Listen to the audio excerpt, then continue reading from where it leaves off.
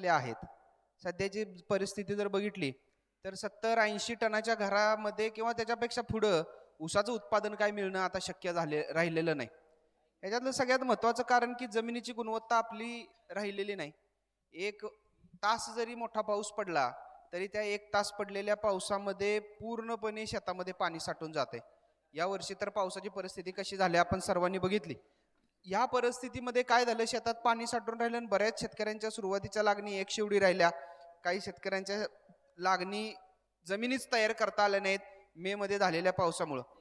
हे सगळं बदलणारं वातावरण जर लक्षात घेतलं तर ऊस शेती आता पारंपरिक पद्धतीनं करायची गोष्ट राहिलेली नाही. आपल्याला ऊस शेतीमध्ये बदल करावा लागेल आणि तो बदल काय करायचा नेमका, तर हेच आपण आजच्या या चर्चासत्रामध्ये पाहणार आहोत. सर्वांना विनंती आहे की फक्त मोबाईल तेवढे आपले स्विच ऑफ किंवा सायलेंट मोडला ठेवा. एक तासभर आपण शांत चित्तानं ज्या गोष्टी काय होणार आहेत त्या गोष्टी शांत चित्तानं ऐकून घ्या. त्या जर तुम्ही शांत चित्तानं ऐकून घेतल्या तर ऊस उत्पादनामध्ये तुम्हाला परत जास्त काही अभ्यास करायची गरज पडणार नाही. फक्त मी जेवढ्या गोष्टी सांगतोय तेवढ्या गोष्टी मन लावून लक्षात ठेवा. तेवढ्याच गोष्टी फक्त शेतामध्ये करा. आहे त्या उत्पादनाच्या 10 ते 15 टनानं तुमचं ऊसाचं उत्पादन वाढलेलं तुम्हाला पुढच्या वर्षी नक्की दिसेल. ऊसाचं उत्पादन घेताना महत्वाच्या बाबी काय लक्षात ठेवायच्यात किंवा सध्याच्या ऊस शेतीतली समस्या काय महत्वाच्या लावणार आहेस का स्लाइड?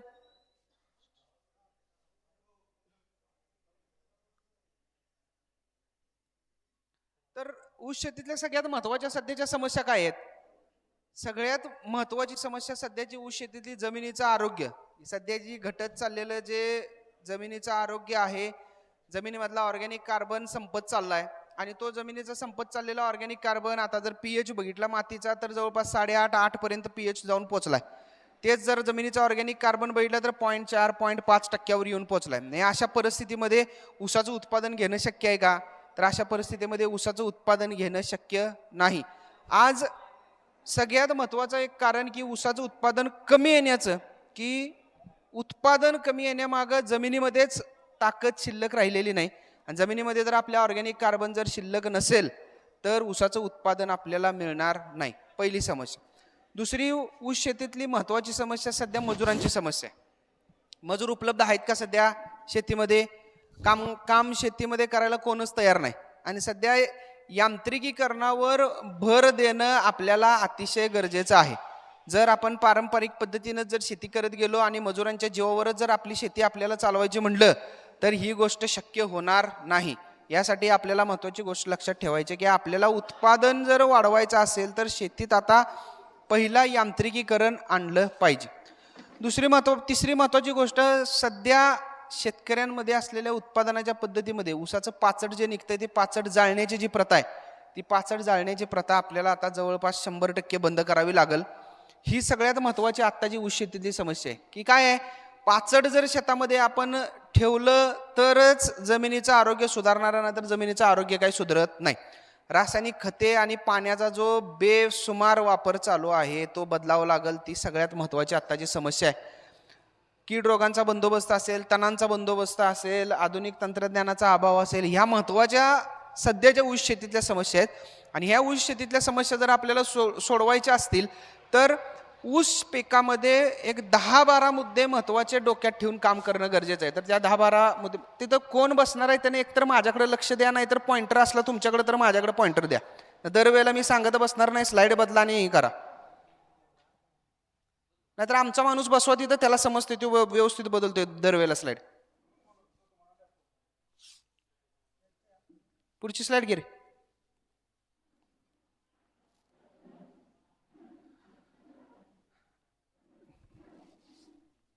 जमिनीची ऊसाच्या उत्पादनातल्या महत्वाच्या बाबी काय आहेत?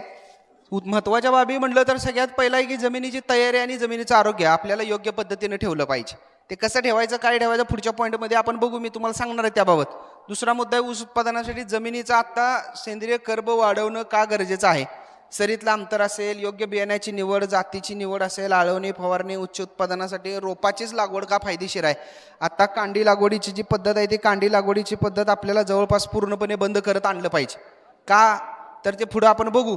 रासायनिक खतांचा समतोल का राखला पाहिजे, जमीन ऊसाचा जेटा मोडणे असेल, संख्या नियोजनामध्ये बाळ बांधणी, मोठी बांधणी, पाचट काढणे, जीवाणूंचा वापर, पाण्याचे सुयोग्य व्यवस्थापन आणि कीड रोगाचं व्यवस्थापन, एवढ्या 13-14 मुद्दे जर आपण ऊस शेतीतले पॉइंट वाईज करत गेलो तर ऊसाचं उत्पादन आपल्याला योग्य पद्धतीने मिळेल. ह्यातला एक जरी मुद्दा तुमचा सुटला तरी पण तुम्हाला ऊसाचं उत्पादन मिळणार नाही. 4 नंबरचा मुद्दा योग्य बियाण्याची तसेच ऊसाच्या जातीची निवड. जर तुम्ही बियाणं व्यवस्थित निवडलं नाही, जर तुम्ही ऊसाची जात योग्यपणे निवडली नाही तर तुम्हाला ऊसाचं उत्पादन मिळणार नाही. ही गोष्ट लक्षात ठेवा. जर बियाणं चांगलं असेल तरच उत्पादन आहे, नाहीतर आत्ताची परिस्थिती काय आहे, आपल्याकडे ऊसाचं सर्टिफाईड बियाणं उपलब्धच नाही. ऊसाच्या बाबतीत शेतकऱ्यांच्या बियाण्याच्या बाबतीत अतिशय अनास्थ आहे. बियाणं लावतोय कुठलं आपण, कारखान्याला तुटून जाणारा ऊसच तोडायचा आणि शेतामध्ये लावायचा, ही एक पद्धत. दुसरी पद्धत नर्सरीमधनं रोप विकत घ्यायची, पण ते कुठल्या बियाण्यापासून रोपं तयार केलेत हे सुद्धा आपल्याला माहीत नसतं. हे 2 फक्त उदाहरण दाखल देतो. हा एक जरी मुद्दा चुकला तरी 20 टनानं तुम्ही उत्पादनामध्ये खाली निघताय, त्याच्यापेक्षा 20 टन ऊसाचा उतारा कमी निघणार आहे. ह्याच्यासाठी महत्वाची गोष्ट लक्षात घ्या, ह्यातले जे 10-12 मुद्दे मी इथं सांगितलेत, त्या 10-12 मुद्द्यामध्ये सर्व मुद्दे जर योग्य पद्धतीनं तुम्ही ह्या गाठी जोडत गेला तर ऊसाचं उत्पादन आपल्याला चांगल्या पद्धतीने निघायला मदत होणार. आता ऊसाच्या तोडी चालू झाल्यात बघा, बऱ्याच ठिकाणी ऊसाच्या उत्पादनाचे तुमच्या कानावर आकडे येत असतील. ऊसाचं उत्पादन जर तुम्ही बघितलं तर आत्ता आम्ही गन्ना मास्टरच्या माध्यमातून, मी कालच परवा एका आमच्या जवळच्याच एका प्लॉटला गेलेलो, एक साधारण ऊस शेतातला काढून बघितला तर 4 किलो 500 ग्रॅम ते 4 किलो 800 ग्रॅम एका ऊसाचं वजन भरत होतं. आडसाळी हंगामातला ऊस 130 टनापर्यंत तो शेतकरी जाईल. शेतकरी असा आहे की त्यानं त्याच्या आयुष्यात मागं कधी ऊसाचं पीक केलेलं नाही. मनोज जाधव, त्याच्यात द्राक्ष बागच होती, पहिल्यांदाच ऊसाची शेती केली आणि या पद्धतीने ऊसाचं उत्पादन घेतले. त्यांनी मला सरळ सांगितलं, सर मला ऊस शेतीतला ऊस सुद्धा माहीत नाही, मी कधीही ऊस शेती आतापर्यंत केलेली नाही, तुम्ही जेवढं सांगाल गेलं तेवढ्या गोष्टी करत गेले. ही अशी उदाहरणं आहेत. आता आपल्या इकडे पंधरेमधनं काही शेतकरी आले तिथं, त्या शेतकऱ्यांचं पण ऊसाचं 100 टनाच्या प्लस गेली 4-5 वर्ष ऊसाचं उतारा 100 टन शेतकरी घेतात. तुमच्या भागामध्ये किती शेतकरी असे असतील की हा ऊसाचा उतारा 100 टन घेतलाय, हाताच्या बोटावर मोजण्या इतपत शेतकरी असतील. कारण का, की सुरुवातीचे जे 4-5 महत्वाचे मुद्दे आहेत, जमिनीची तयारी, सेंद्रिय कर्ब वाढवणे, बियाण्याची योग्य निवड, याच्यावर आपलं लक्षच नसतं. आपलं एकच गोष्ट माहीत आहे, सरी पाडणे, ऊसाचं कांड नाही टिपरं काय तर दाबणे, जेवढा ऊस उगून येईल तेवढा दाट उगून एवढी त्याला तुम्हाला आवडतं. सरीतलं अंतर काय माहीत नाही, 2 रोपातलं अंतर काय माहीत नाही, एकऱ्यात आपल्याला ठेवायची संख्या, कुठलंच गणित आपलं बसत नाही. आणि ऊसाचं उत्पन्न कमी यायचं सगळ्यात महत्वाचं कारण आहे. शेतकऱ्याला काय वाटतं, ऊसाची माझ्या जाडी नाही. बऱ्याच वेळेला शेतकरी कंपन्यांच्या मार्केटिंगवर अवलंबून असतात, गावात असणाऱ्या दुकानदारावर अवलंबून असतात. 8 महिन्याने शेतकऱ्याला जाग येते की माझ्या ऊसाला जाडी नाही आलेली. 8 महिन्यानं काय करायचं, असं कुठलं आहे का औषध लगेच त्याला दिलं टोचलंच इंजेक्शनाने ऊसाची जाडी वाढेल? अजिबात ऊसाची जाडी अशा पद्धतीने तुमच्या वाढणार नाही. डे 1 पासून काम करावं लागेल. पहिल्या दिवसापासून जमिनीची तयारी करण्यापासून काम करावं लागेल. त्यावेळेला ऊसाची 5-6 महिन्यानं तुम्हाला जाडी चांगली मिळेल. आणि कुठलं पण एखादं काय फवारणी केली, खत टाकलं म्हणून ऊसाची जाडी येईल हे डोक्यातनं काढा. उत्पादन घ्यायचं असेल तर एकच फॉर्म्युला लक्षात घ्या, जमिनीची तयारी आणि जमिनीचं आरोग्य आपल्याला सुधारलं पाहिजे, तरच ऊसाचं उत्पादन येईल. जमीन पैलवान असली तरच, नाहीतर उत्पादन येणार नाही. ही गोष्ट डोक्यात ठेवा. किती लोक ऊसाचं पाचट ठेवताय, हातावर करा बघू. पाचट शेतामध्ये ठेवणारे शेतकरी किती आहेत? का कोणच ठेवत नाही? करा ना, लाजताय का? मग हातावर करा की. बाकी सगळे पाचट जाळताय का? का अजून कोणी हात वर केला नाही अजून? जाळणाऱ्या लोकांनी हात वर करा आता. ऊसाचे पाचट जाळणारे ज्यांनी हात वर केला नाही साहेब, त्यांना ती भेटवस्तू देऊ नका. नाव बघा, तुम्हाला चेहरे दिसत असतील. कशालाच हात वर केलेला नाही, त्यांच्या भेटवस्तू कॅन्सल करा. किती लोक ऊसाचं पाचट जाळतात? प्रामाणिकपणे हात वर करा. बंद करायचं आपल्याला पाचट जाळायचं. का ते तुम्हाला सांगतो मी. बर, एवढी लोक ऊसाचं पाचट जाळून टाकतात. पाचट जाळण्यामागची कारणं बरीच महत्वाची आहेत. शेतकऱ्यांना पाणी देता येत नाही, हे सगळ्यात महत्वाचं कारण. पाचट ठेवल्यामुळं, पाचट ठेवल्यावर ऊसाचं उत्पादन घेणं, पुढच्या पिकाचं उत्पादन जर आपल्याला घ्यायचं असेल तर दुसऱ्या पुढच्या पिकाचं उत्पादन घेता येत नाही, असंच बऱ्याच शेतकऱ्यांना वाटतं. ज्या शेतामध्ये काय झालंय, काय गडबड आहे? आता ते स्पीकरच त्या जातीचा आहे, काय करायचं आपण?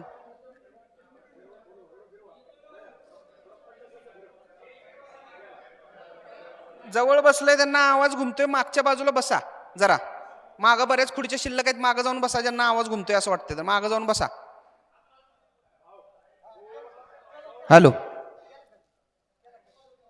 तुम्ही जे ते वर्ण स्पीकर लावलेत का नाही, त्या स्पीकरचा आवाज व्यवस्थित येत नाही. म्हणजे मला सुद्धा मी बोललेला आवाज इथं क्लिअर येत नाही. मग लोकांना येतोय का नाही काय माहिती. ऊसाचं पाचट शेतामधनं आपल्या निघणारं आपण जाळून घालवतो. आता पाचट जे आपण जाळून घालवतो, त्या जाळून घालणाऱ्या पाचटामध्ये किती फायदेशीर घटक आहेत हे जरी तुम्हाला माहीत असलं, जरी समजत असलं, तरी पण तुम्ही त्याच्याकडे कानाडोळा करता. अडचण काय आहे बघा, ऊसाचं पाचट जाळण्यामागं मी सांगितले ते महत्त्वाचे मुद्दे शेतकऱ्याला वाटतात. दुसरं पीक घेताना परत पुढं अडचण आहे. पाचट ठेवल्यामुळे शेतामध्ये हुमणीचा प्रादुर्भाव होतोय, बरोबर का? होयला होय म्हणा. हा हा, नाहीतर तुम्ही नुसतं माझ्या तोंडाकडे बघून काय उपयोग नाही इथं. तुम्हाला काय कळतंय मग मी सांगणार ना, ते महत्वाचं आहे. नाहीतर नुसतं माझ्याकडे तोंडाकडे बघायला अजून 10 मिनिटांनी तुम्ही झोपणार मागचे 4-5. रोजचा अनुभव आहे माझा. वर्षात माझे 400 लेक्चर होते, त्यामुळे मला माणसाचा चेहरा बघितला का ऐकते कळते कोण माणूस किती वेळ ऐकणार आहे. बोलत राहा माझ्यासोबत, तर मग तुम्हाला झोप येणार नाही. ही सगळी कारण आहेत आपल्याकडे पाचट जाळण्याची. आता एका एकरातनं निघणारं पाचट, किती पाचट निघतं एका एकरातनं? एका एकरातनं निघणारं पाचट बघा पुढच्या स्लाइडमध्ये सांगितलं. एका हेक्टरमध्ये 8 ते 12 टनमध्ये 4 ते 5 टन पाचट एका एकरामधनं निघतं. या एका एकरामधनं निघणाऱ्या पाचटातनं जवळपास 40 ते 50 किलो नायट्रोजन, 30 किलो फॉस्फरस आणि 100 किलो पर्यंत पोटॅश मिळतं. युरिया किती घालताय एका एकराला? ऊसाला 4-5 बॅगा तर घालत असाल, बरोबर? पूर्ण ऊसाच्या ह्याच्यात, वरच्या ह्याच्यातच तुम्ही बघितले तर जवळपास 50 किलो नायट्रोजन मिळते. एक बॅग युरिया टाकल्यासारखं होतं एका एकरातलं पाचट तुम्ही ठेवला तर. हे आपण पाचट काय करतो? जाळून घालवतो. दुसरी महत्वाची गोष्ट, पाणी कमी लागतंय. आच्छादनामुळे तण येत नाही, शेतात गांडुळांची संख्या वाढत्या आणि पाचटामुळे जमिनीचे भौतिक आणि रासायनिक गुणधर्म सुधारायला मदत होत्या. महत्वाची सगळ्यात गोष्ट. आता जमिनीची ताकद ठरते कशावर? जमिनीत उपलब्ध असणाऱ्या ऑर्गॅनिक मॅटरवर किंवा सेंद्रिय पदार्थांवर. सेंद्रिय पदार्थ म्हणजे कुठले मातीत जाणार आहेत? आपण शेणखत घालतो का मातीमध्ये? घालता का नाही शेणखत? घालताय? कारखान्याची मळी कुजलेली घालताय का शेतामध्ये? गांडूळ खताचा वापर आपण करतो शेतामध्ये, काही शेतकरी करत असतील किंवा नसतील करत काय. तशाच पद्धतीने हे पाचट आहे. पाचट शेतामध्ये जर कुजवला तुम्ही, योग्य पद्धतीने ते पाचट जर तुमच्या शेतामध्ये कुजून गेलं तर जमिनीचा ऑर्गॅनिक कार्बन तुमच्या वाढायला मदत होते. हा ऑर्गॅनिक कार्बन जर तुम्ही बघितला तर पिकासाठी अतिशय महत्वाचा. जमिनीची ताकद, जमीन ताकदवान आहे हे ठरतं कशावर? जमीन ताकदवान आहे हे फक्त आणि फक्त तुमच्या जमिनीत असलेल्या सेंद्रिय पदार्थ किती आहेत त्याच्यावर ठरतं. जर जमिनीमध्ये तुमच्या सेंद्रिय पदार्थ जास्त प्रमाणात असतील तर त्या जमिनीचा ऑर्गॅनिक कार्बन जास्त असतो. सेंद्रिय पदार्थ म्हणजे काय? समजा पाचट शेतामध्ये टाकला, ते पाचट कुजतं. कुजल्यानंतर काय होतं? त्याचं ते मातीच्या कणामध्ये जाऊन अडकतं आणि एकदा का मातीच्या कणामध्ये ते पाचट जाऊन तुमचं अडकलं, कुजलेलं, की तो जमिनीचा ऑर्गॅनिक कार्बन बनून जातो. आता हा ऑर्गॅनिक कार्बन ऊस डायरेक्ट खिचून घेते का? खाते का ऊस? खातोय का? हा, तरुण वर्ग कमी आणि मला टोप्या घातलेली म्हातारी लोकच जास्त दिसायलेत. पण उमेद बघा ह्या लोकांची किती आहे. म्हणजे हे वय जरी त्यांचं 65-70 असलं तरी पण माणसं खुर्चीवर येऊन बसल्यात आणि तरुण पोरं कट्ट्यावर बसले असतील गावात.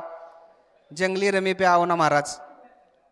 हा, तरुणांनी उलट शेतीत लक्ष देणं गरजेचं आहे. वयस्कर लोकांचं झालं आता, त्यांनी बरेच पावसाळे बघितले. ऊसाचं पाचट जर मातीमध्ये कुजवलं तर जमिनीचा ऑर्गॅनिक कार्बन वाढेल, नाहीतर जमिनीचा ऑर्गॅनिक कार्बन आपल्या वाढणार नाही. जमिनीचा ऑर्गॅनिक कार्बन, सेंद्रिय कर्ब जर वाढवायचा असेल तर 100% ऊसाचं पाचटच आपल्याला शेतामध्ये गाडणं गरजेचं आहे. ह्या गोष्टी लक्षात घ्या. आज पाण्याचा जो ऱ्हास होतोय, उन्हाळ्याच्या काळामध्ये तुम्ही पाचट ठेवलेल्या शेतामधला खोडवा बघा आणि पाचट न ठेवलेल्या शेतामधला पण खोडवा बघा. ज्या शेतामध्ये तुम्ही पाचट ठेवलंय अशा शेतामध्ये तुम्ही जर बघितलं तर तुम्हाला 10-12 दिवसानं जरी पाणी द्यावं लागत असेल तर पाचट ठेवलेल्या शेतामध्ये 15 दिवसापर्यंत पाण्याचा ताण सहन करण्याची क्षमता त्या पिकामध्ये वाढते. आणि तुम्ही जर पाचट जाळून घालवलं तर जमिनीचा वरचा जवळपास 4-5 इंचाचा थर सगळा जळून जातो. जमिनीमध्ये तयार झालेले जे ऑर्गॅनिक घटक आहेत ते सुद्धा जळून जातात. आपण किती दूर थांबतो पाचट जाळतोय तिथनं? 20-25 फूट थांबतो का? हा, शेताच्या शेजारी एखादं जर पीक असलं तर ते आपण पूर्ण सारून घेतो आणि मग आपण पाचट जाळतो. या अशा परिस्थितीमध्ये जमिनीचा हाल काय होत असेल? आपण म्हणतो जमीन सजीव आहे. अशा या सजीव जमिनीमध्ये काय टिकत असेल का? काहीही टिकत नाही. त्यामुळं उत्पादन जर वाढवायचं असेल तर ऊसाचं पाचट शेतामध्ये गाडायला शिका. मशीननं तोडणी होत असेल तर ऑटोमॅटिक पाचट कुट्टी होऊन जाते, तुम्हाला ती कुट्टी करायची गरज पडत नाही. पण जिथं मशीननं तोडणी होत नाही, जिथं माणसानं ऊसाची तोडणी होत्या, अशा ठिकाणी आपल्याला पाचट कुट्टीच्या साह्यानं पाचट कुट्टी करून घ्यायची. खोडवा जर तुम्ही ठेवणार असला तर भोंड्यावरचं पाचट सगळं सरीत दाबून घ्यायचं आणि बगला छटायची जी मशीन आता ट्रॅक्टरला आहे त्यानं बगला चिरून बुडके थासलून सगळ्या गोष्टी करता येतात आणि पाचटावर माती पण पडते, तुमचं पाचट कुजून जातं. ज्या शेतकऱ्यांचा खोडवा आहे, ज्यांना ऊस काढायचा आहे, अशा शेतकऱ्यांनी काय करायला पाहिजे? पाचटाची कुट्टी करा. पाचटाची कुट्टी करून शेतामध्ये टाका, रोटावेटर मारा, नांगरट करून ते पाचट गाडून टाका मातीमध्ये. परत रोटावेटर मारून लगेच दुसरं पीक पण आपल्याला करता येते. जमिनीचा सेंद्रिय कर्ब जर सुधारायचा असेल तर आपल्याला ही महत्वाची गोष्ट लक्षात ठेवणं गरजेचं आहे की ऊसाचं पाचट काही जरी झालं तरी पाचट अजिबात जाळलं गेलं नाही पाहिजे. ते पाचट आपल्याला मातीमध्येच गाडलं पाहिजे, ही महत्वाची गोष्ट लक्षात ठेवा. आता जमिनीचा ऑर्गॅनिक कार्बन सुधारण्यासाठी काय करायचं आहे? जमिनीचा ऑर्गॅनिक कार्बन सुधारण्यासाठी पुढचा महत्वाचा मुद्दा आहे की हिरवळीचं खत. हिरवळीचं खत जर तुम्ही शेतामध्ये गाडलं तर हिरवळीचं खत जर शेतामध्ये गाडलं तर चांगल्या पद्धतीनं तुमच्या शेतामध्ये जमिनीचा ऑर्गॅनिक कार्बन सुधारू शकतोय. आता हिरवळीचं खत महत्वाचं काय बघा. आज शेणखत उपलब्ध आहे का आपल्याकडं? शेणखत उपलब्ध आहे? जनावरच नाहीत आज. जनावर नाहीत त्यामुळं काय शेणखतच कोणाकडे उपलब्ध नाही. मग अशा परिस्थितीमध्ये जर शेणखत जर आपल्याकडे उपलब्ध नसेल तर काय करणार? एक सांगतो, शेतीशास्त्रामध्ये किंवा आता बरीच वयस्कर माझ्यापेक्षा लोक इथं बसलेले आहेत, त्यांना देखील माहीत असेल शेणखताला कुठलाही पर्याय नाही. शेणखताला एकच पर्याय आहे, तो म्हणजे शेणखत. तुम्ही शेतात शेणखत घातलंच पाहिजे तर जमिनीचा ऑर्गॅनिक कार्बन वाढेल. पण आता नाहीच जनावर म्हणल्यावर काय करणार? अशा शेतकऱ्यांना दुसरा उपाय म्हणून, पर्याय होत नाही हा, पण दुसरा उपाय म्हणून हे हिरवळीचं खत आहे. 1 एकर जर शेणखत आपण 1 एकर जर हिरवळीचं खत आपण शेतामध्ये घातलं तर किती टन बायोमास मातीमध्ये ऍड केला जातोय? 12 ते 15 टन. आज 1 ट्रेलर शेणखताचा दर किती आहे? किती हजार आहे? 2 चाकी 4,000 रुपये का? बरं, ॲव्हरेज 5,000 पकडूया.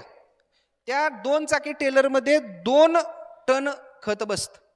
मग 12 टन जर खत तुम्हाला घालायचं असेल तर किती टेलर घालायला पाहिजेत? 6 टेलरचे किती पैसे झाले? 5,000नं 6 पंचे 30,000 झाले. 30,000चं शेणखत विकत घेऊन घालणं शक्य आहे का? आता 1 महिन्यात 30,000चं खत घातल्यासारखं होते. ह्याला खर्च आहे 10,000 ते 12,000 रुपये. हे करतो का आपण? हे करत नाही. आपल्या पिकाला आणि आपल्या जमिनीला विसावा नावाची गोष्टच माहित नाही. विसावा माहित आहे का आपल्या जमिनीला? बघा, आमच्याकडे असे बहादर शेतकरी एक आहेत की 10 दिवस सुद्धा घालवत नाहीत ऊस तुटून गेल्यानंतर. दुसऱ्या 10 दिवसात त्याच्यामध्ये सगळं व्हायला पाहिजे. खोडवं निघलं पाहिजे, पाचटाची कुट्टी व्हायला पाहिजे, लगेच जमीन नांगरून तयार करून परत ऊसाचं पीक उभं राहिलं पाहिजे. तुमच्याकडे कदाचित असं तुम्ही करत असाल. ह्या अशा पद्धतीने शेती जर करत गेला तर काहीही होणार नाही. तुम्हाला नुसतं ते सोन्याचे अंडे देणारे कोंबडी असं वाटतं शेत, म्हणजे ते बदलायला पाहिजे कन्सेप्ट. आपण जमिनीला विसावा नावाची गोष्ट, पिकामध्ये बदल नावाची गोष्ट, या गोष्टी आपल्याला करणं गरजेचं आहे. जर आपण बदल केलाच नाही, लागोपाठ ऊसाचं पीक घेत गेलो तर मुळांची रचना वगैरे तुम्ही बघितली तर त्या थरातलं जास्त शोषून घेतलं जातं. म्हणून आपल्याला लक्षात ठेवायचं, जमिनीचं आरोग्य सुधारायचं आहे तर हिरवळीच्या खताचा वापर आपल्याला आपल्या शेतामध्ये केला पाहिजे. आता 1 नंबरच्या फोटोमध्ये तुम्हाला दिसते, 1 नंबरच्या फोटोमध्ये जे दिसतंय ते ताग पीक आहे. तुम्ही करत असाल, बरेच शेतकरी करत असले. कोण करते का अशी पीक हिरवळीची? केलंय कोणी? हात वर करा. काय करताय तुम्ही? ताग करताय आणि देंच्या एकच करते का शेतकरी? बाकी कोण करत नाही? तुम्ही करताय काय लावताय? देंच्या. 2 शेतकरी 300-400 लोक बसलेत त्यापैकी फक्त करतात असं समजते. हा, करताय का नाही करत? हा, कपाशी, कापूस, हा, ते काय सगळे त्यात निघून गेल्यानंतर गाडत असाल तुम्ही शेतामध्ये. फायदा इतकी शेतातनं निघणारा कुठलाही काडी कचरा तोट्याचा नाही. तण सुद्धा शेतातनं जे निघणार आहे तण बिया याच्या आधी, नाहीतर माप गुडघ्यावर तण आले ती मातीत गाडायला लागलाय बिया आलेलं सगळं, ते फायद्याचं नाही. हिरवं तण बिया यायच्या आधी ते सुद्धा मातीमध्ये गाडलं. कुठलाही निघणारा काडी कचरा पालापाचोळा काही निघू दे शेतामधनं, तो सगळा तुम्हाला फायदेशीर आहे. बरोबर. आता हे हिरवळीचं खत हे ताग तयार व्हायला कमीत कमी 40 ते 45 दिवस लागतात. एकूण 3 ते 4 पाणी तुम्हाला द्यावी लागतात. काय करायचं? खोडवा गेल्यानंतर पाचट कुट्टी करायची, रोटावेटर मारायचा. रोटावेटर मारल्यानंतर शेतामध्ये गरज पडली तर नांगरट करून घ्यायची, नाही गरज पडली जमीन भुसभुशीत झाल्या असं असेल तर आहे त्याच्यात पेरणी करायची. गहू पेरायला मशीन वापरतोय आपण ट्रॅक्टरची, त्या ट्रॅक्टरनं तागाची पेरणी किंवा धेंच्याची पेरणी तुम्ही करू शकताय. एकरी 40 किलो बियाणं वापरावं लागतंय. एका गुंठ्याला 1 किलो बियाणं वापरायचं. कुठल्याही प्रकारचं खत टाकू नका, फवारणी करू नका, काही करायची गरज पडत नाही. 40 दिवसामध्ये अतिशय सुंदर प्रकारचं तुमचं खत हे अशा पद्धतीनं तयार होतं. 2 नंबरच्या फोटोमध्ये बघा रोटावेटर मारलेला दिसतोय तुम्हाला. रोटावेटर मारून कुट्टी करून घेतले त्याची आणि कुट्टी करून परत नांगरट करायची. ह्याच्यामध्ये एकच गोष्ट लक्षात ठेवा, हिरवं हिरवं असतानाच ते मातीमध्ये गाडलं पाहिजे. नाहीतर आज रोटावेटर मारलाय आणि 8 दिवसानं नांगरट करायला गेलाय असं चालत नाही. सकाळी रोटावेटर मारला तर लगेच त्याच्या मागं पलटी चालू पाहिजे, नाहीतर सरळ संध्याकाळी रोटावेटर मारायचा आणि संध्याकाळी रोटावेटर मारून परत त्याच्यामध्ये नांगरटीचं काम करायचं. आता 1 नंबरच्या फोटोमध्ये तुम्हाला धेंच्या दिसतोय बघा. परत शेवटचे 2 फोटो आहेत त्याच्यामध्ये संध्याकाळी रोटावेटर मारला आणि लगेच सकाळी पलटी गाठल्या. कुठं तुम्हाला वर दिसतंय का बघा? बरोबर मातीमध्ये गाडलं गेलं का नाही? आणि हे अशा पद्धतीनं गाडलं गेलं तर जमिनीचं आरोग्य अतिशय चांगल्या पद्धतीनं सुधारतंय. तुम्ही जर अशा जमिनीमध्ये पाऊस कितीही पडला तरी निचरा होण्याचं प्रमाण अतिशय चांगलं होते. दुसरी गोष्ट, आत्ता सध्या जमिनीचा वाढलेला पीएच आणि ईसी जो आहे तो लिमिटेड लेवलला आपल्याला ठेवणं गरजेचं आहे. आज जमिनीचा पीएच आपल्या किती झालाय मोजलाय का कुणी? मोजलाय का कुणी? पीएच मोजलाय का? माती परीक्षण केलंय का एवढ्यात कधी? जमीन पाणी दिल्यावर तुमची पांढरी होत्या का? हा, होत्या ना? ह्याचा अर्थ तुमच्या जमिनीचा पीएच 8.5 झालेला आहे. क्षारांचं प्रमाण अतिशय जास्त आहे. इलेक्ट्रिक कंडक्टिव्हिटी 2च्या आसपास पोहोचली असेल. हे सगळं कमी करण्याचं काम ही हिरवळीचं खत करते. अहो, क्षार वाढण्याचं कारण काय? पाण्यातनंच येतं. रासायनिक खताचा वापर येतो. ह्याचा अर्थ काय? जमीन खराब झाल्या. मग हे सुधारायचं असलं तर काय करायला पाहिजे? तेच की इंजेक्शन द्यायला पाहिजे. काय इंजेक्शन आहे? हे इंजेक्शन आहे. हे तुम्हाला करायला लागतील उपाय. ही जमीन खराब झाल्या म्हणूनच करायला पाहिजे असं नाही. दरवर्षी सायकलमध्ये ठेवावं लागतं. आपल्याला जमिनीचं आरोग्य हे 1 दिवसाचं काम करून सुधारणार नाही आणि ते टिकणार पण नाही. 1 वर्ष शेणखत घातलं 10 वर्ष त्याच्यातनं ऊस काढायला पॉसिबल नाही, किंवा 1 वर्ष हे केलं 10 वर्ष ऊसाचं उत्पादन त्यातनं घ्यायला पॉसिबल नाही.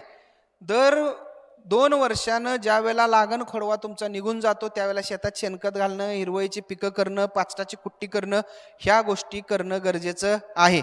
तरच ऊसाचं उत्पादन वाढेल. आता ह्याच्यामध्ये दुसरी महत्वाची गोष्ट, आत्ताच आपल्या जमिनीचं वाढलेलं पीएच, क्षारांचं वाढलेलं प्रमाण, इलेक्ट्रिक कंडक्टिव्हिटीचे जे प्रमाण वाढलंय, ह्या सगळ्या गोष्टींनी जमिनीत असणारी चुनखडी, तुम्ही पांढरे पांढरे खडे जमिनीमध्ये असलेले बघितले असतील, हे सगळं कमी करण्याचं काम हिरवळीचं खत करतं. काय होतं हिरवळीच्या खतामध्ये? ज्या वेळेला हे आपण शेतामध्ये गाडतो मातीमध्ये, ज्या वेळेला हे मातीमध्ये आपण गाडलं जातं त्यावेळेला ही जी कुजण्याची प्रोसेस चालू होते आणि कुठल्याही कुजण्याच्या प्रोसेसमधून ऑर्गॅनिक ॲसिड्स मातीमध्ये स्त्रवली जातात. ऑर्गॅनिक ॲसिडमध्ये कुठलं? फुल्विक ॲसिड असेल, अमिनो ॲसिड असेल, हे असे ॲसिड्स मातीमध्ये स्त्रवली जातात. आणि ही जी मातीमध्ये जाणारी ॲसिड्स जातात ही केमिकल बेस नसतात, ऑर्गॅनिक ॲसिड म्हणतात त्याला. आणि या ऑर्गॅनिक ॲसिडचं प्रमाण जसं मातीमधलं वाढायला चालू होईल तसं तसं तुमच्या जमिनीचा पीएच लेवल होईल, तुमच्या जमिनीमध्ये असणारं चुनखडीचं प्रमाण कमी होईल, क्षारांचं प्रमाण कमी व्हायला मदत होते. ह्या सगळ्या गोष्टींची मदत होत्या. त्यासाठी तागाचं पीक शेतामध्ये गाडणं गरजेचं आहे. हा जमीन सुधारण्याचा दुसरा फंडा. एक तर पाचड गाडणे आणि तागाचं पीक शेतामध्ये गाडणे. हे कधी करायचं आहे? आत्ता योग्य हंगाम आहे. आता बऱ्याच शेतकऱ्यांच्या पावसामुळे तुडी रस्त्याकडेच्या शेतकऱ्यांना लवकर मिळाले असतील, कोणाचे खोडवी बिडवी सुद्धा तुटून गेले असतील. खोडवा तुटून गेल्यानंतर आपल्याला हे काम करायचं, रोटावेटर मारायचा, पाचटकुट्टी करणे, रोटावेटर मारणे, शक्य पडल्यास नांगरट करणे आणि त्यामध्ये गहू पेरायची जी मशीन आहे त्या गहू पेरायच्या मशीननं पेरून टाकणे.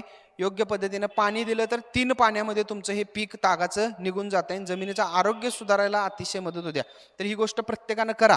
जमिनीचा पोत सुधारायचा असले तर ही गोष्ट केली पाहिजे. आत्ताच्या घडीला ज्या शेतकऱ्याच्या जमिनी अतिशय कडक झालेल्या आहेत, ज्या शेतकऱ्यांच्या जमिनीमध्ये पाण्याचा निचरा होत नाही, ज्या शेतकऱ्याच्या जमिनी अतिशय काळ्या खोल आहेत, म्हणजे 20-20 फुटापर्यंत त्याला खडक लागत नाही, अशा शेतकऱ्यांच्या जमिनी आहेत आणि ज्यांच्या जमिनी आत्ता मोकळ्या व्हायला लागलेत, अशा शेतकऱ्यांनी हरभऱ्याचं पीक आता शेतामध्ये घ्यायला पाहिजे. अजून हरभऱ्याचा हंगाम तुमचा 15 डिसेंबरपर्यंत आहे चांगला उत्पादन देण्याच्या दृष्टीनं.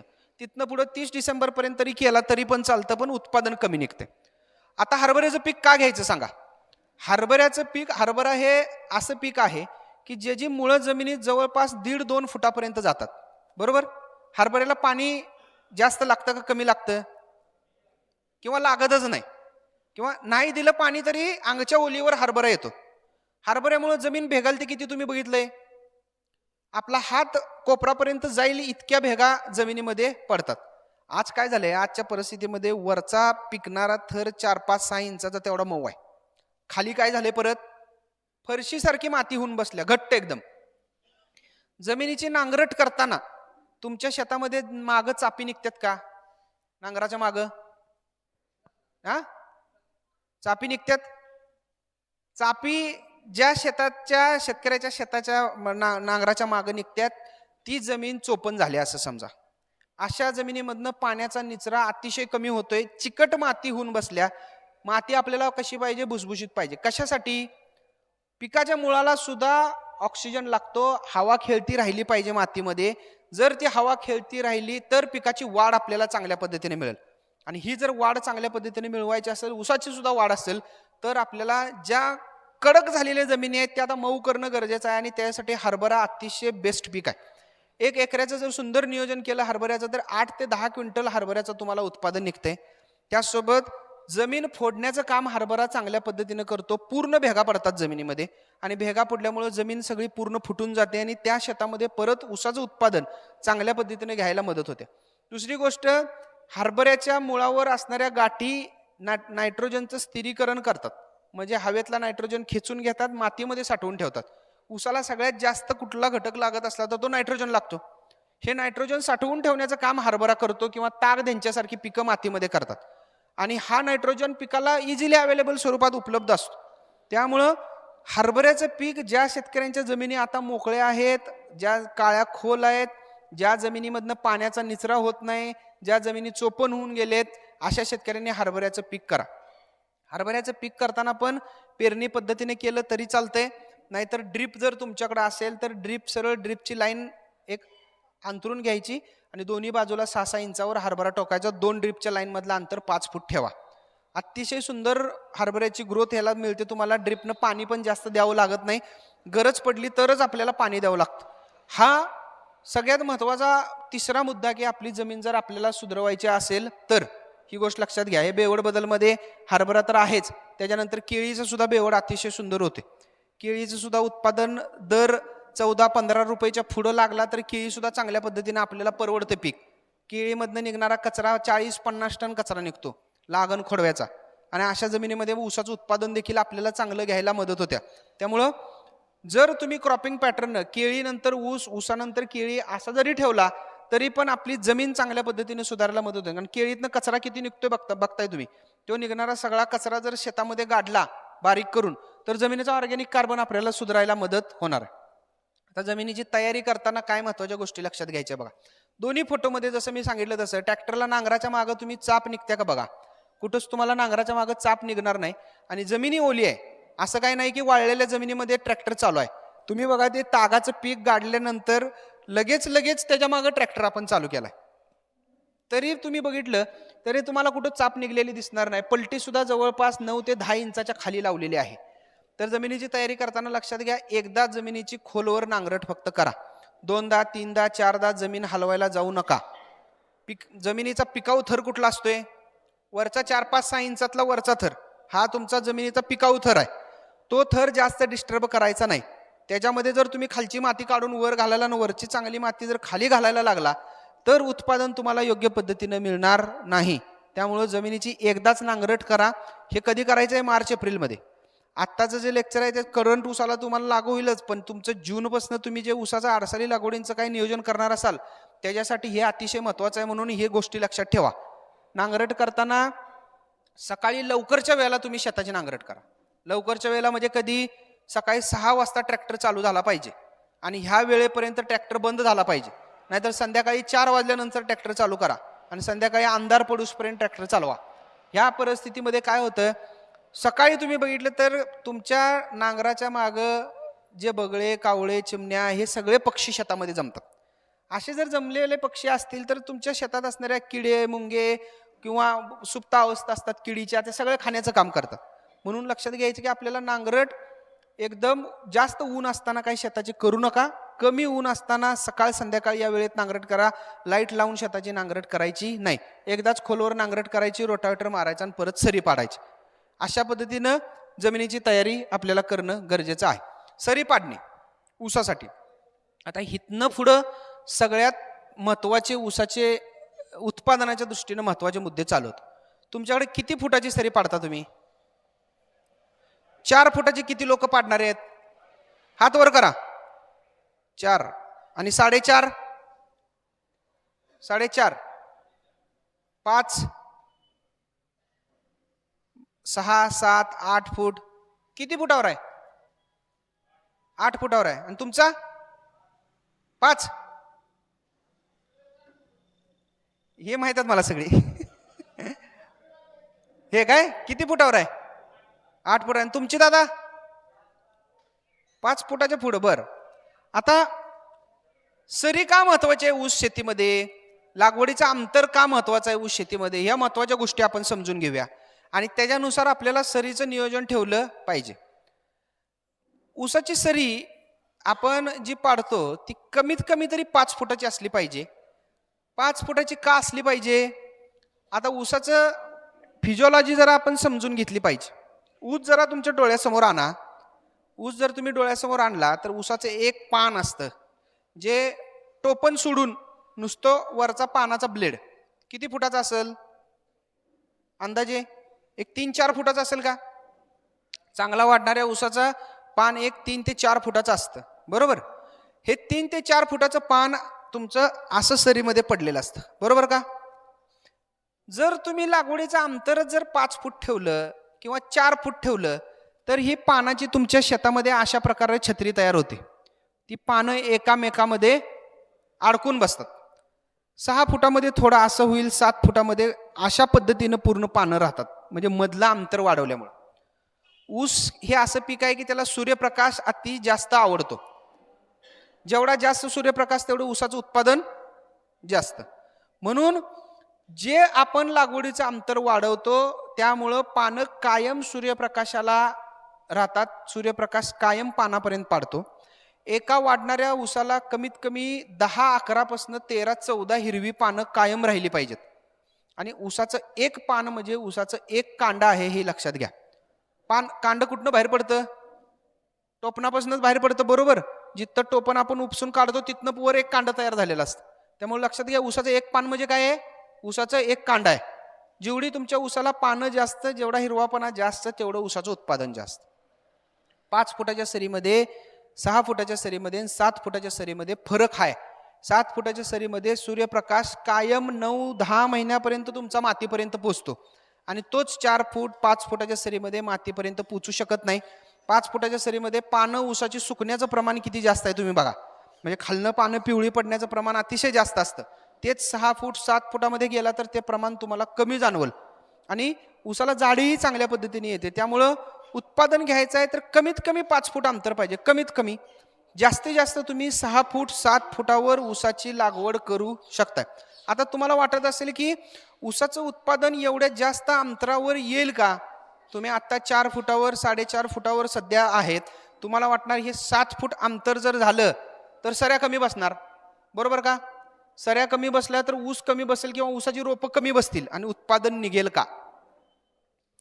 आता ऊसाचं संख्या नियोजनाचं शास्त्र समजून घ्या.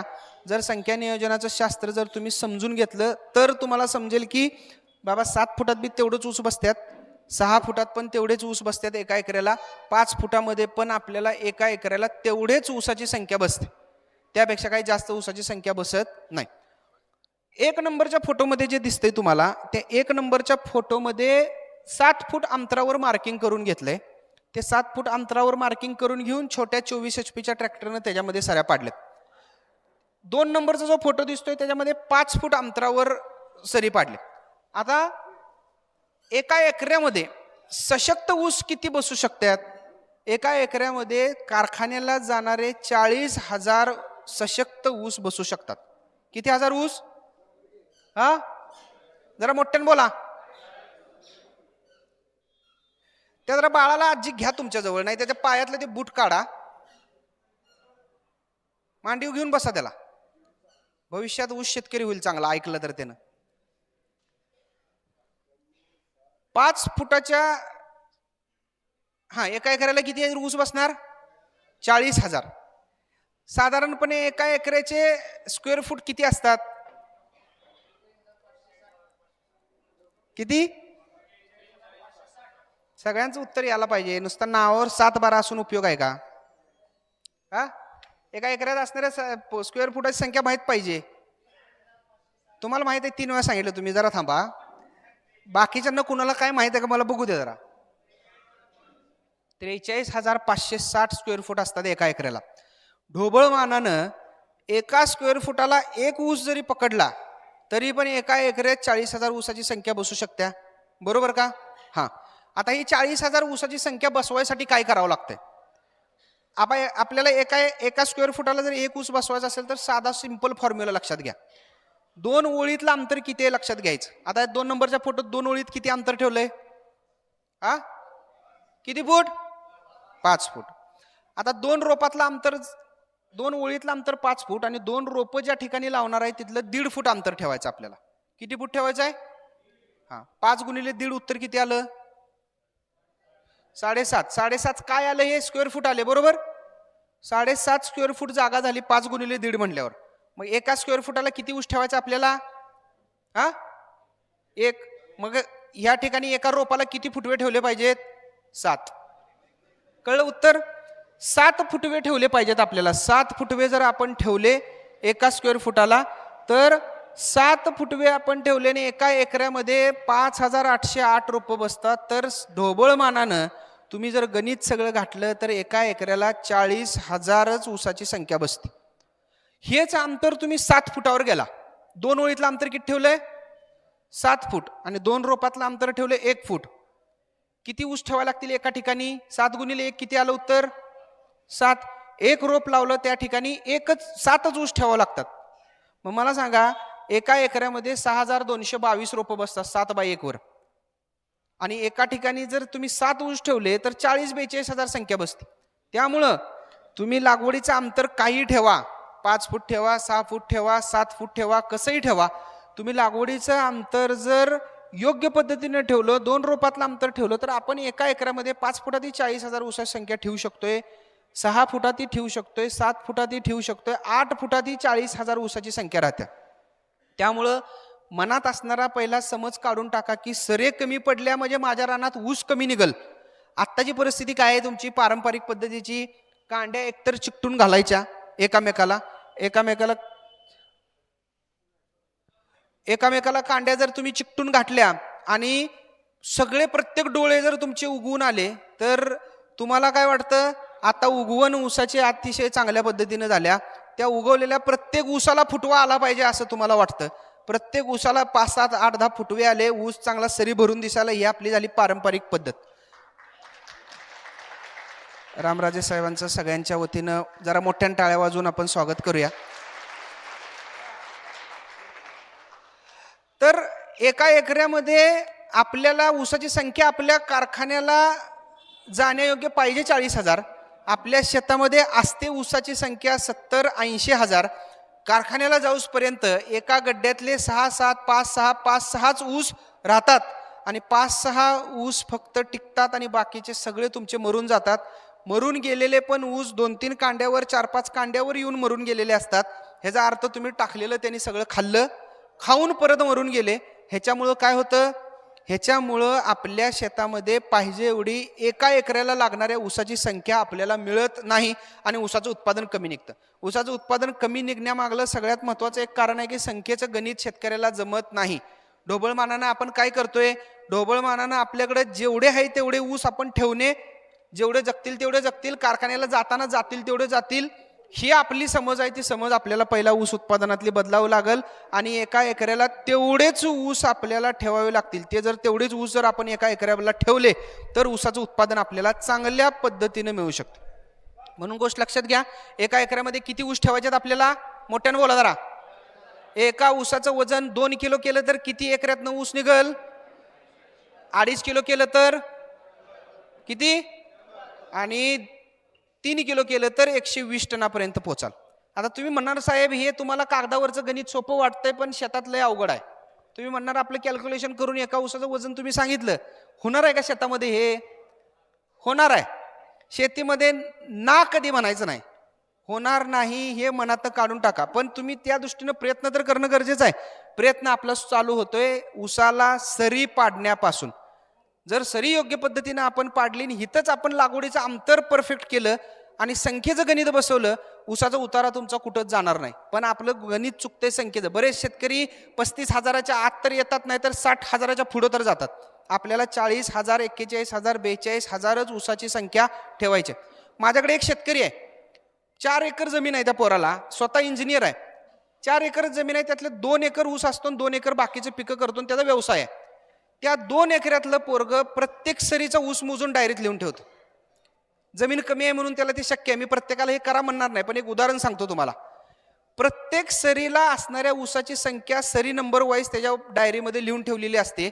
कारखान्याला ऊस जायच्या आधी ते बऱ्याच वेळेला ते मला फोन करून सांगतो, सर ऊसाचा उतारा 110-115 टनापर्यंत बसणार आहे, त्याच्यापेक्षा कमी उतारा त्या पोराचा बसत नाही. गेले 5 वर्षाचा रेकॉर्ड बघतो मी. धैर्यशील पाटील म्हणून शेतकरी, राजाराम बापू सहकारी साखर कारखाना आमच्या इथे, त्याला लागून आहे. इथपर्यंत परफेक्शन आपलं असलं पाहिजे. मी म्हणत नाही तुम्हाला सरीचा ऊस मोजा, पण अंदाजे एकरात निघणाऱ्या ऊसाची संख्या तर माहीत पाहिजे आपल्याला. आणि हे गणित जर आपण बसवलं तरच ऊसाचं उत्पादन निघल. नाही तर ढोबळमानाने येईल तेवढा ऊस ठेवायचा, येईल तेवढा फुटवा ठेवायचा आणि कारखान्याला जाईल तेवढा ऊस जाईल, असं गणित तुम्ही जर घालायला लागला तर ऊसाचं उत्पादन मिळणार नाही. म्हणून सरीचं अंतर अतिशय महत्त्वाचं. सरी पाडताना बघा किती शिस्तबद्ध पद्धतीने पाडल्या. शेतीतली शिस्त तुमच्या हित दिसत्या. तुम्ही काय पुढं करणार आहे हे तुमची सरी बघून मी सांगू शकतो. कुठंवर नजर जाते तिथवर बघा फोटोत. दिसतं का वाकडे तिकडं? अजिबात दिसणार. सरी किती खोल पाडल्या? 9 इंच फक्त खोली आहे सरीची. किती खोली आहे? 9 इंच. सरी पाडताना इंग्रजी व्ही आकाराची न पाडता यू आकाराची सरी पडली पाहिजे. ओगच गुडगाभर जर सरी खोल पाडली आणि त्याच्यामध्ये जर पाणी साठून राहायला लागलं तर पावसाळ्याच्या काळामध्ये पीक उभारी घेत नाही. जर अशी उथळ सरी जर असेल आणि उताराला धरून जर तुमची सरी असेल तर त्या शेतातनं पाणी सगळं निघून जाऊ शकतं आणि ऊसाचं पीक किती जरी पाणी तुमच्या शेतामध्ये साठत असेल तरी पण चांगलं तग धरून राहू शकतं. म्हणून अशा पद्धतीनं सरी पाडायला शिका. दुसरी महत्वाची गोष्ट, बऱ्याच शेतकऱ्यांना सरी पाडताना सरीची दिशा कन्फ्युजिंग असते. कुणाला वाटतं पूर्व पश्चिम सरी पाडली म्हणजे ऊसाचा उतारा चांगला मिळेल, कुणाला वाटतं दक्षिण उत्तर सरी पाडली म्हणजे ऊसाचा उतारा चांगला मिळेल. एखाद्या शेतकऱ्याची पूर्व पश्चिमच रुंदी जर बघितलं, जर समजा 100-1 फूट असेल तर त्यानं कशा दक्षिण उत्तर सऱ्या पाडायच्या? पाडू शकेल का तो? काय नाही. माझ्याकडे जवळपास 100 एकराचं ऊस, 100 एकराचे बियाणे प्लॉट आहेत ह्या वर्षी.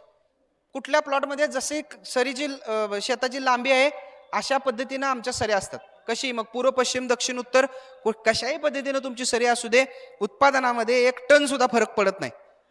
ही गोष्ट लक्षात घ्या. त्यामुळं सरीचं दिशा ही गोष्ट डोक्यातनं काढून टाका. कशाही पद्धतीने सरी पाडा, पूर्व पश्चिम दक्षिण उत्तर आग्नेय वायव्य ईशान्य कसे असू द्या, काही तुम्हाला उत्पादनामध्ये अजिबात फरक पडणार नाही. फक्त सरी पाडताना अशा पद्धतीने पाडायची. सरी पाडताना कधीही ट्रॅक्टरच्या अवजारातलं अंतर मोजू नका. बरेच शेतकरी काय करतात, 2 रेझर मधलं अंतर मोजतात आणि 5 फूट आहे का बघतात. शेतामध्ये आपण अंतर मोजलं पाहिजे. 2 मुरडानं झाल्यानंतर 5 फूटच पडले का सरी, 2 सरीच्या मध्यभागी टेप लावून मोजायचं 5 फूट पडले का 6 फूट 7 फूट आपल्याला ज्या अंतरावर पाडायचे आहे आणि तशा अंतरावर जर सरी पडली असेल तरच आपल्याला परत ऊसाचं उत्पादन आपण चांगल्या पद्धतीनं घेऊ शकतोय. 1 नंबरच्या फोटोमध्ये बघा, मग 7 फुटाची सरी पाडताना तुम्हाला ट्रॅक्टर दिसतोय. तसे छोटे ट्रॅक्टर वापरावे लागतात 7 फुटाची सरी पाडायला. पुढे तुम्हाला पांढरे मार्किंग केलेलं दिसतंय बघा, त्याच्यावरनं बरोबर मध्ये ट्रॅक्टर चालवलाय आणि 7 फुटाचा बेड आपण पाडलेला आहे. 2 नंबरच्या सरीमध्ये ज्यांच्याकडे छोटे ट्रॅक्टर आहेत आणि ज्यांना 5 फुटाची सरी पाडायची, तशी रिव्हर्स फॉरवर्ड ट्रॅक्टरने हे 5 फुटाची देखील सरी तुम्हाला तिथं पाडता येते.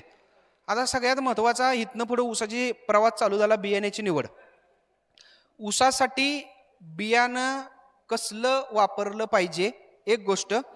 ऊसाचं बियाण्याचं वय किती असलं पाहिजे, दुसरी गोष्ट ऊसाची रोप लावायची का कांडीची लागवड करायची. अजून एक पुढची स्लाइड घे बाळा, अजून एक घे. बस बस बस बस बस. आता पारंपरिक पद्धतीनं आपण आतापर्यंत काय करत आलो, आतापर्यंत आपण ऊसाचं कांडच शेतामध्ये दाबत आलोय, बरोबर. आणि आज बदललेलं लहरी झालेलं वातावरण जर पाहिलं तर अशा परिस्थितीमध्ये किंवा उच्च उत्पादनामध्ये ऊसाच्या कांडी लागवडीपेक्षा रोप लागवड ऊसाची कधीही फायदेशीर असते. त्यामुळं कांडी लागवडीची कन्सेप्ट आता डोक्यातनं काढून टाका. आपल्याला ऊसाचं उत्पादन घ्यायचं आहे तर आपल्याला फक्त ऊसाचं रोपच लावायचं आहे. मग ते रोप आपण विकत घ्यायचं आहे का, मी म्हणेल अजिबात रोप विकत घेऊ नका. स्वतःच्या घरामध्ये ऊसाचं रोप तयार करा, काहीही अडचण येत नाही. कसं करायचं ते मी तुम्हाला सांगतो. ऊसाचं रोप जर आपण स्वतः तयार केलं तर 50 पैसे फक्त खर्च येतो एक रोप तयार करायला. आणि एका एकराला लागणाऱ्या रोपाची संख्या आहे 6000, तर 3000 मध्ये तुमच्या ऊसाची लागवड पूर्ण होऊ शकते. फक्त बियाण्याचा खर्च म्हणतोय, कामगारांचा मजुरांचा खर्च ह्याच्यामध्ये आपण पकडत नाही. आज मला सांगा, तुम्ही सोयाबीन करता, हरभरा करता का नाही? हा होय म्हणा, का झोपला? हा करताय का नाही? काय करता? दर बियाणं आपण पिशवीतलं विकत आणतो, सोयाबीनचं हरभऱ्याचं बियाणं पिशवीतलं विकत आणताना त्याला बियाण्याचा टॅग लावलेला असतो वेगळ्या निळ्या कलरचा. तो टॅग आपण काढून ठेवतो, कारण का उगवल न उगवल आपल्याला गॅरंटी नसते त्याची, त्यामुळे आपण त्या बियाण्याचा टॅग जपून ठेवतो. आता कापूस करणारे काही शेतकरी आहेत, कापूस करताना कापसाचं बियाणं काय करता, बॅग मधलं घेता, बरोबर. ही उत्पादन देणारे पीक आहेत. ऊसाचं बियाणं असं घेता का कोणाकडनं? घेतलंय का ऊसाचं बियाणं असं पिशवीतलं सोडा, पण सर्टिफाईड संस्थेचं बियाणं कधी घेतलंय, कधी वापरलंय? आपण वापरत नाही. आपल्याला एकच माहित असते, ऊसाचं बियाणं आपल्या रानात जो ऊस आहे तोच तोडायचा, त्याचं कांड दाबायचं, लावून टाकायचा. किंवा एखाद्या शेजारच्या शेतकऱ्याच्या शेतामध्ये चांगला आहे तो लावून टाका, कसंही. पण आपण ऊसाचं उत्पादन घेताना बियाण्याच्या निवडीकडे अजिबात लक्ष देत नाही. आणि सगळी ऊसाच्या उत्पादनातली गेम तुमची हित आहे. मी सुरुवातीला म्हटलं तसं 20% उत्पादनातला रोल तुमचा फक्त बियाण्याचा आहे. तर बियाणं चांगलं शुद्ध असलं पाहिजे. आता शुद्ध बियाणं म्हणजे काय? शुद्ध बियाणं म्हणजे काय? आज आपल्याकडे आता 86-032 या जातीची लागवड सगळ्यात जास्त केली जाते. तुमच्या भागात कुठला ऊस लावला जातोय? 86-032. त्यानंतर मला वाटतं 265 असेल, आणि त्याच्यानंतर मग आता नवीन आलेल्या जाती 15-012 किंवा 13-007 असेल. 86-032 जात आले किती साली आपल्याकडं माहित आहे का कुणाला? किती? 2000 साली आपल्याकडे ही जात आली. 2000 साली. आज कुठलं साल चालू आहे? किती वर्ष झाली? 25 वर्ष झालं ही ऊसाची जात आपल्याकडे आहे. मग ह्याच्यामध्ये 25 वर्षात ज्या वेळेला आपण ऊसाची जात आपल्या शेतामध्ये लावतो, त्यावेळेला दरवर्षी त्याच्या कॅरेक्टरचं सेग्रिगेशन होत जातं, मूळ गुणधर्म तुटत जातात. आणि ज्या वेळेला 2000 साली आलेला जसा 86-032 आहे तसा आपल्याकडे 86-032 आता राहिलेला नाही. बऱ्याच शेतकऱ्यांच्या शेतातला 86-032 कुणाला 86-032ला कुणाच्या जाडीच येत नाही, कुणाच्या 86-032च्या कांड्याच मोठ्या पडत नाहीत, नुसती जाडी येत्या. कोणाच्या 86-032 कारखान्याला जायच्या आधी 3-4 महिने पानं पिवळी पूर्ण पडून जातात, बरोबर. ही समस्या आहे. खोडव्याला बऱ्याच शेतकऱ्यांच्या ऊसाला जाडी येत नाही. ह्याचं कारण काय? शुद्ध बियाणं आपल्याकडं उपलब्ध नाही. आता हे शुद्ध बियाणं उपलब्ध करायचं कसं? संशोधन संस्थांमधनं जे बियाणं शेतकऱ्यांना दिलं जातं हे मूलभूत किंवा पायाभूत बियाणं शेतकऱ्यांना दिलं जातं, फाउंडेशन सीड दिलं जातं. असं सीड मटेरियल आपल्याकडं असणं गरजेचं आहे.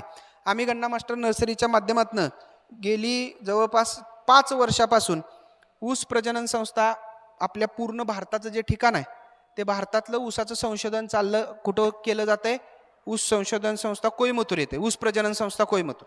कुठल्याही ऊसाच्या मागं बियाण्याच्या मागं को लावलेलं असतं, बरोबर? CO. तुम्ही कोश 80-032 म्हणता.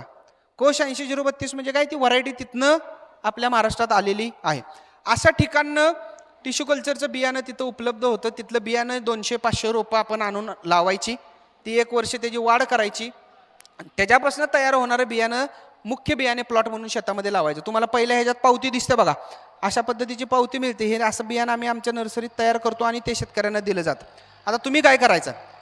तुम्हाला दरवर्षी किती बियाणं लागतं ह्याचा अंदाज पाहिजे. साधा सोपा फॉर्म्युला सांगतो. 1 एकर ऊस लावायचं तर 1 गुंठा बियाणं आपल्याकडे असलं पाहिजे. 1 एकर ऊस लावायचं किती गुंठ बियाणं पाहिजे? 1 गुंठा. तुमची पुढच्या वर्षी समजा 10 एकराची लागवड आहे तर 10 गुंठ बियाणं प्लॉट तयार केला पाहिजे. एक मागच्या स्लाईड घे, 2 बॅक स्लाईड. हा बस 10 गुंठ बियाणं पाहिजे. आता हे बियाणं काय करायचं? तुम्हाला पाहिजे तर तुम्ही आमच्या नर्सरीतनं 1500 तुम्हाला रोपं मी देतो, तशी रोपं आणा, त्याचा बियाणे प्लॉट आपल्या शेतामध्ये तयार करा आणि तो शेतामध्ये तयार करून पुढच्या वर्षी बियाण्यासाठी वापरा. जे बियाणं आपण ऊसाच्या उच्च उत्पादनासाठी लावणार आहे तर त्या बियाण्याचं वय कमीत कमी 9 महिन्यांनी जास्तीत जास्त 10 महिनेच पाहिजे. त्याच्यापेक्षा जास्त वय असलं नाही पाहिजे. जर वय जास्त झालं, ऊसामध्ये साखर जास्त पद्धतीत प्रमाणात तयार व्हायला चालू झाली की तुमच्या ऊसाचं जर्मिनेशन पर्सेंटेज डाऊन होतं, उगवण क्षमता कमी होते. ह्याच्यासाठी ऊसाचं वय योग्य पाहिजे, 9 ते 10 महिने. अतिपरिपक्व बियाणं वापरू नका. कीडमुक्त असलं पाहिजे. डोळा तुम्हाला बियाण्याचा दिसतोय बघा फोटोमध्ये, अशा पद्धतीनं ऊसाचा डोळा तुमचा टपोरा असला पाहिजे, पांढरा असला पाहिजे, त्याच्यावर टर्पल आलेलं नसलं पाहिजे. जर टर्पल आलेलं असेल तर ते मातीत जाऊन उगवत नाही. जर तुम्ही कांडी लावणार असाल आणि जर तुम्ही रोप तयार करणार असाल तरी पण ते बियाणं उगवत नाही. खोडव्याचं बियाणं अजिबात वापरायचं नाही. अशा पद्धतीनं हे बियाणं तोडून जास्त वेळ ठेवायचं नाही, लगेच मातीमध्ये गेलं पाहिजे, ह्याची काळजी घ्यायची. आता बियाण्याची कांडी लागवड करायची का रोप लागवड करायची, ह्याच्यामधलं जर मी म्हणलं, मी तुम्हाला मगाशीच म्हटलं की आपल्याला रोपाची लागवड फायदेशीर आहे. मग रोप तुम्हाला स्वतः देखील तयार करता येतं.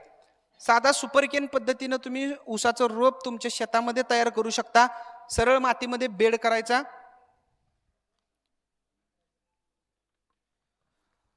मातीमध्ये बेड तयार करा, त्याच्यावर तुम्ही ऊसाचे डोळे घाला आणि डोळे घालून आहे तसं त्याच्यामध्ये ग्रो करा आणि ते काढून परत शेतामध्ये मुख्य शेतामध्ये लावू शकता.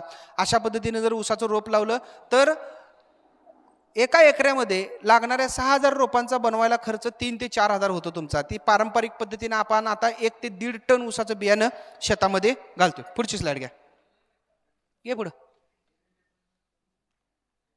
जाऊ दे, बस. आता रोप लागवड करताना काय महत्वाच्या बाबी लक्षात ठेवायच्यात बघा. ऊसाची रोप लागवड करताना आपल्याला महत्वाची गोष्ट लक्षात ठेवायच्या, 2 रोपातलं अंतर अतिशय आपल्याला परफेक्ट पद्धतीने ठेवलं पाहिजे. 2 रोपात बघा इथं 1.5 फूट अंतर ठेवले, 2 ओळीतलं 5 फूट ठेवले. काय केलं या 5-6 फोटोमध्ये? पहिलं दिसते ते ऊसाचं रोप 27-28 दिवसाचं आहे.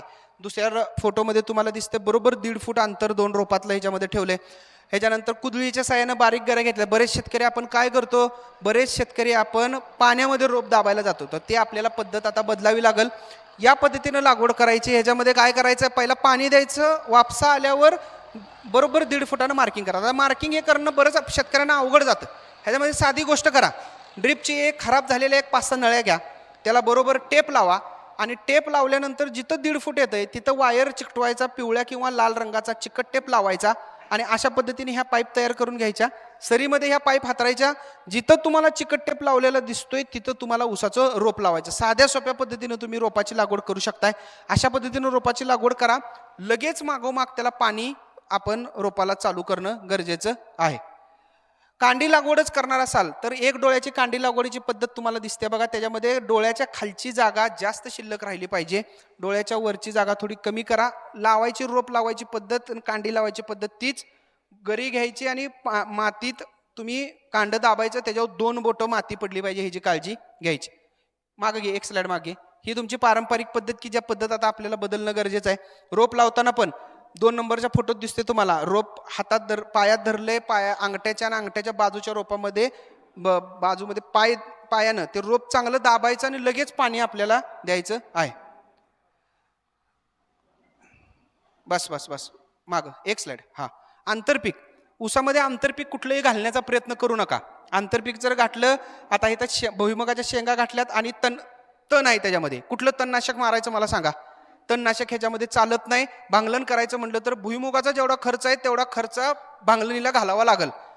10 ते 12 हजार खर्च करायला 10 ते 12 हजारच्या भुईमुगाच्या शेंगा निघत नाहीत. त्यामुळे आंतरपीक काही करू नका. साधं प्लेन ऊसाची लागवड करा. तणांचा बंदोबस्त करण्यासाठी तणनाशकांचा वापर करा. मार्केटमध्ये आता बरीच नवीन तणनाशक आलेली आहेत, त्या तणनाशकाचा वापर करा. खतं तुम्हाला जी द्यायची आहे ती खतं द्यायची आहे, त्या खताचं शेड्यूल तुम्हाला आता दिलंय. त्याच्यामध्ये व्यवस्थित खताचे डोस सगळे सांगितलेले आहेत, तर ते खताचे डोस तुम्ही त्या पद्धतीनं द्या. जाऊ दे पुढं. बस एक स्लाइड मागे. हां, आता ह्याच्यामध्ये ऊसाचा जेठा काढणं ही अतिशय एक महत्वाची गोष्ट आहे. जेठा काढणं म्हणजे काय? मधला कोंब जो वाढतोय ऊसाचा तो तोडायचा. तो कशासाठी तोडायचा? एकतर तो तोडल्यामुळे जेठेची शिरजोरी कमी होत्या, बाजूच्या फुटव्यांना सपोर्ट चांगला लागतो. माती एकदा लागली की बाजूचे फुटवे पण तुमचे जाड टणक व्हायला चालू होतात. 60 ते 70 दिवसाच्या दरम्यान हे काम करायला शिका. नंतर परत बाळवांधणी, ऊसाला माती लावणं म्हणजे हे संख्या नियोजनाचं शास्त्र आहे, ज्याच्यामध्ये 7-8 फुटवे दिसतात त्यावेळेला रिव्हर्स पॉवर टिलर चालवून घ्या. एका ऊसाला 9 हिरवी पानं असली पाहिजेत. रिव्हर्स चालवायचा, माती लावायची आणि योग्य पद्धतीने ऊसाच्या बुडक्यात माती गेली पाहिजे ह्याची काळजी घ्यायची. 80 ते 100 दिवसांनी हे काम करा. 100 ते 120 दिवसानं ऊसाला मोठी बांधणी आपल्याला करायची आहे. ही मोठी बांधणी करताना पण 2 कांड्या मातीमध्ये गेल्या पाहिजेत ह्याची काळजी घ्या. ऊसाचं पाचट काढणं, बुडपाला काढला पाहिजे. ऊसाचं वय 180 ते 190 दिवस होतील त्यावेळेला बुडपाला काढला तर संख्येचं नियोजन योग्य पद्धतीने होतं. मरकेसारखे कोंब निघतात, हवा तुमची चांगल्या पद्धतीने खेळती राहते आणि सरीमध्ये पण आच्छादन चांगल्या पद्धतीने व्हायला मदत होते. घे पुढं. पाणी व्यवस्थापनासाठी ड्रिपचाच वापर करा. ज्याच्या शेतामध्ये ड्रिप आहे त्याचाच ऊस आहे. आता ही गोष्ट लक्षात घ्या. ड्रिप जर आपण योग्य पद्धतीने केलं तर खतांवरचा, पाण्यावरचा जो होणारा आपला जो जमिनीत वापर जास्त होतो तो वापर आपल्याला कमी ठेवायला मदत होणार आहे. तर थोडी वेळेची कमी आहे. संयोजकांनी एक 10 मिनिटात आवरायला सांगितले. थोडं गडबड झाली शेवटच्या ह्याच्यामध्ये. बरेच महत्त्वाचे मुद्दे आहेत ते सांगायचे राहून गेले. नक्कीच तुम्ही ऊस शेतीच्या बाबतीत अधिक जर माहिती हवी असेल तर त्याच्यावर नंबर आहे, त्याच्यावर संपर्क साधा. यूट्यूबला आपलं गन्ना मास्टर नावानं जे चॅनल आहे त्या चॅनलवर तुम्ही संपर्क करून अधिक माहिती घेऊ शकताय. आज मला इथं गोखळी सोसायटीनं बोलवलं, आपल्यासोबत माहिती शेअर करण्याची संधी दिली, तर त्याबद्दल सर्व संचालक मंडळाचं, संस्थेचं आभार. थांबतो. धन्यवाद.